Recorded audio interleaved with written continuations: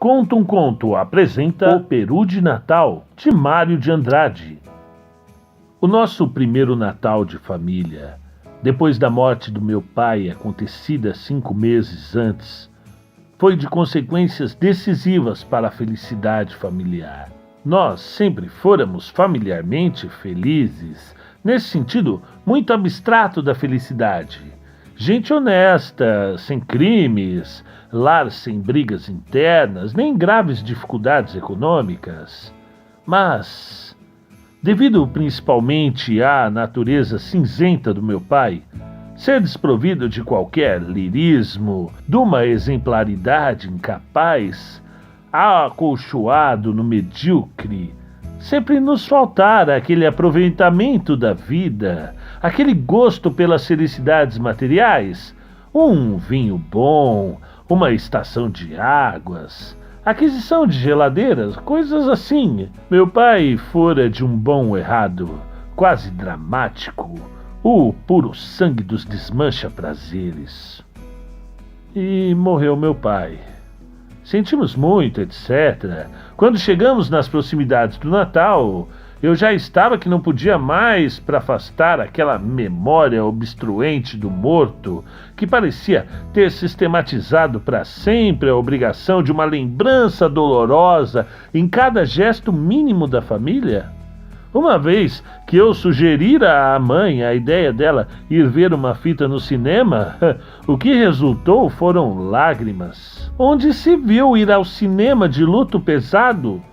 A dor já estava sendo cultivada pelas aparências, e eu, que sempre gostara apenas regularmente do meu pai, mais por instinto de filho que espontaneidade de amor, me via a ponto de aborrecer o bom do morto. Foi de certo por isto que me nasceu, esta sim, espontaneamente, a ideia de fazer uma das minhas chamadas loucuras. Essa fora, aliás, desde muito cedo, a minha esplêndida conquista contra o ambiente familiar. Desde cedinho, desde os tempos do ginásio em que arranjava regularmente uma reprovação todos os anos, desde o beijo às escondidas numa prima aos 10 anos, descoberto por tia velha, uma detestável de tia, e principalmente desde as lições que dei ou recebi, não sei, de uma criada de parentes, eu consegui no reformatório do lar e na vasta parentagem a fama conciliatória de louco. É doido, coitado, falavam. Meus pais falavam com certa tristeza, condescendente, o resto da parentagem, buscando exemplo para os filhos e provavelmente com aquele prazer dos que convencem de alguma superioridade. Não tinham doidos entre os filhos, pois foi o que me salvou, essa fama.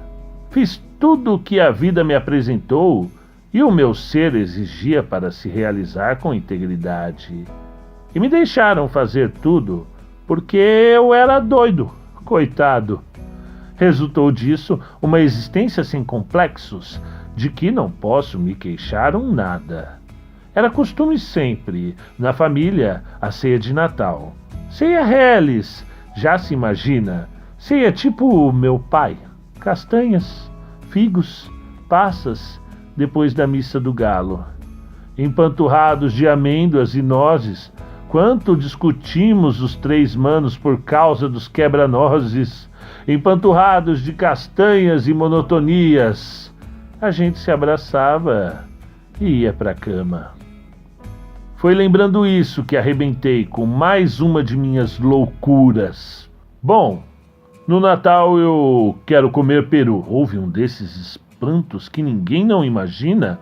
Logo minha tia solteirona e santa, que morava conosco, advertiu que não podíamos convidar ninguém por causa do luto. Mas quem falou de convidar ninguém? Essa mania. Quando é que a gente já comeu um peru em nossa vida? Peru aqui em casa é prato de festa. Vem toda essa parentada do diabo. Meu filho, não fale assim, pois falo, pronto. E descarreguei minha gelada indiferença pela nossa parentagem infinita. Diz que vinda de bandeirantes, que bem me importa. Era mesmo o momento para desenvolver a minha teoria de doido? Coitado! Não perdi a ocasião. Me deu de sopetão uma ternura imensa por mamãe e titia, minhas duas mães, 3 com minha irmã, as 3 mães que sempre me divinizaram a vida. Era sempre aquilo, vinha aniversário de alguém e só então faziam peru naquela casa. Peru era prato de festa, uma imundície de parentes já preparados pela tradição e invadiam a casa por causa do peru, das empadinhas e dos doces. Minhas 3 mães, 3 dias antes já não sabiam da vida senão trabalhar no preparo de doces e frios finíssimos de bem feitos. A parentagem devorava tudo e ainda levava embrulhinhos para os que não tinham podido vir. As minhas 3 mães mal podiam de exaustas. Do peru, só no enterro dos ossos. No dia seguinte, é que a mãe com titia ainda provavam um naco de perna, vago, escuro, perdido no arroz alvo. Isso mesmo era a mamãe quem servia. Catava tudo pro velho e pros filhos. Na verdade, ninguém sabia de fato o que era peru em nossa casa. Peru, resto de festa. Não se convidava ninguém. Era um peru para nós. 5 pessoas. E havia de ser com 2 farofas. A gorda com os miúdos e a seca douradinha com bastante manteiga. Queria o papo recheado só com a farofa gorda, em que havíamos de ajuntar ameixa preta, nozes e um cálice de xerez. Como aprendera na casa da Rose, muito minha companheira, está claro que omiti onde aprender a receita, mas todos desconfiaram e ficaram logo naquele ar de incenso assoprado. Se não seria a tentação do dianho aproveitar receita tão gostosa. E cerveja, bem gelada, eu garantia quase gritando, exceto que com os meus gostos, já bastante afinados fora do lar, pensei primeiro num vinho bom, completamente francês, mas a ternura por mamãe venceu o doido. Mamãe adorava cerveja. Quando acabei meus projetos, notei bem, todos estavam felicíssimos, num desejo danado de fazer aquela loucura em que eu estourara.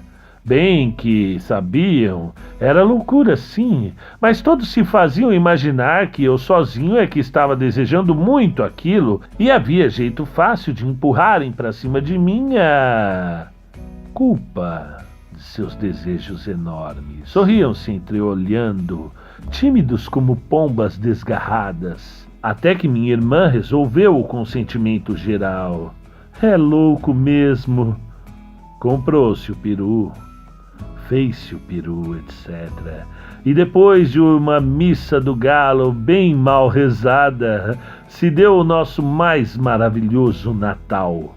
Fora engraçado, assim que me lembrara de que finalmente ia fazer mamãe comer peru. Não fizera outra coisa aqueles dias que pensar nela, sentir ternura por ela, amar minha velhinha dourada. E meus manos também estavam no mesmo ritmo violento de amor, todos dominados pela felicidade nova que o peru vinha imprimindo na família. De modo que, ainda disfarçando as coisas, deixei muito sossegado que mamãe cortasse todo o peito do peru. Um momento, aliás, ela parou, feito fatias um dos lados do peito da ave, não resistindo àquelas leis de economia que sempre a tinham entorpecido numa quase pobreza sem razão. Não, senhora, corte direito. Só eu como tudo isso. Era mentira. O amor familiar estava por tal forma incandescente em mim que até era capaz de comer pouco só para que os outros 4 comessem demais. E o diapasão dos outros era o mesmo. Aquele peru, comido a sós, redescobria em cada um o que a cotidianidade abafara por completo. Amor, paixão de mãe, paixão de filhos. Deus me perdoe, mas estou pensando em Jesus. Naquela casa de burgueses bem modestos, estava se realizando um milagre digno do Natal de um Deus. O peito do peru ficou inteiramente reduzido a fatias amplas. Eu que sirvo. É louco mesmo. Pois, por que havia de servir se sempre mamãe servira naquela casa?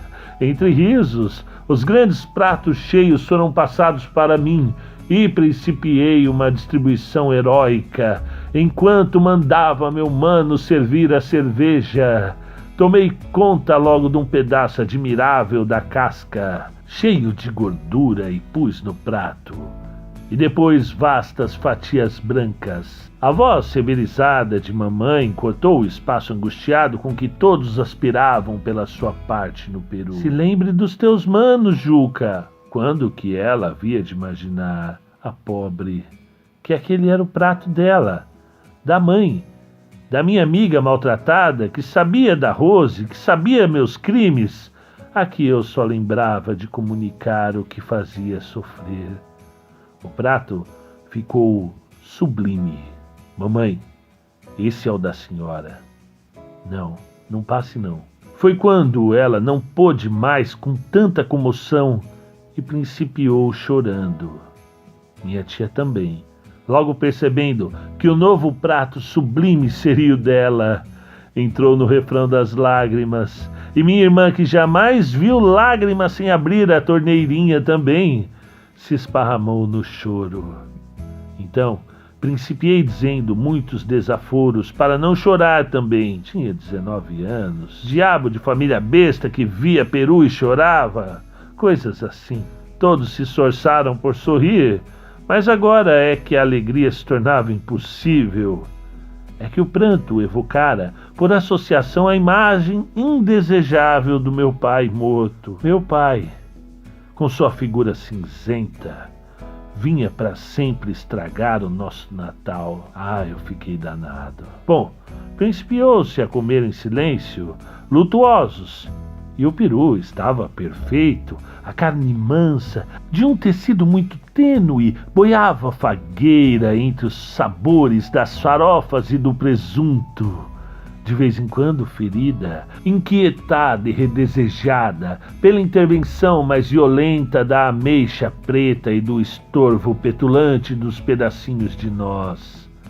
Mas papai sentado ali, gigantesco, incompleto, uma censura, uma chaga, uma incapacidade. E o peru estava tão gostoso. Mamãe, por fim, sabendo que peru era manjar mesmo digno do Jesusinho nascido, principiou uma luta baixa entre o peru e o vulto de papai. Imaginei que gabar o peru era fortalecê-lo na luta. E está claro, eu tomara decididamente o partido do peru, mas os defuntos têm meios visguentos, muito hipócritas de vencer. Nem bem gabei o peru, a imagem de papai cresceu vitoriosa, insuportavelmente obstruidora. Só falta o seu pai. Eu nem comia, nem podia mais gostar daquele peru perfeito, tanto que me interessava aquela luta entre os dois mortos. Cheguei a odiar papai. E nem sei que inspiração genial de repente me tornou hipócrita e político. Naquele instante que hoje me parece decisivo da nossa família, tomei aparentemente o partido do meu pai. Fingi triste. É mesmo, mas papai, que queria tanto bem da gente, que morreu de tanto trabalhar por nós, papai lá no céu há de estar contente. Hesitei, mas resolvi não mencionar mais o peru. Contente de ver nós todos reunidos em família, e todos principiaram muito calados, falando de papai. A imagem dele foi diminuindo, e virou uma estrelinha brilhante no céu. Agora, todos comiam o peru com sensualidade, porque papai fora muito bom, sempre se sacrificara por nós. Fora um santo que vocês, meus filhos, nunca poderão pagar o que devem a seu pai. Um santo! Papai virara um santo, uma contemplação agradável, uma inestorvável estrelinha no céu. Não prejudicava mais ninguém, puro objeto de contemplação suave. O único morto ali era o peru, dominador, completamente vitorioso. Minha mãe, minha tia, nós, todos alagados de felicidade. Ia escrever felicidade gustativa, mas não era só isso não. Era uma felicidade maiúscula, um amor de todos, um esquecimento de outros parentescos distraidores do grande amor familiar. E foi, sei que foi aquele primeiro peru comido no recesso da família. O início de um amor novo, reacomodado, mais completo, mais rico e inventivo, mais complacente e cuidadoso de si. Nasceu então uma felicidade familiar para nós que não sou exclusivista, alguns a terão assim grande, porém mais intensa que a nossa me é impossível conceber. Mamãe comeu tanto peru que um momento imaginei, aquilo podia lhe fazer mal, mas logo pensei, que faça, mesmo que ela morra, mas pelo menos que uma vez na vida coma peru de verdade. A tamanha falta de egoísmo me transportara ao nosso infinito amor. Depois vieram umas luvas leves, uns doces, que lá na minha terra levam o nome de bem-casados, mas nem mesmo este nome perigoso se associou à lembrança do meu pai, que o peru já convertera em dignidade, em coisa certa, em culto puro de contemplação. E levantamos. Eram quase 2 horas, todos alegres, bambeados por 2 garrafas de cerveja. Todos iam deitar, dormir ou mexer na cama. Pouco importa, porque é bom uma insônia feliz. O diabo é que a Rose, católica antes de ser Rose, prometera-me esperar com uma champanha. Para poder sair, menti. Falei que ia numa festa de amigo. Beijei mamãe e pisquei para ela. Modo de contar onde é que ia e fazê-la sofrer seu bocado. As outras 2 mulheres beijei sem piscar. E agora, Rose. Narração: Marcelo Fávaro.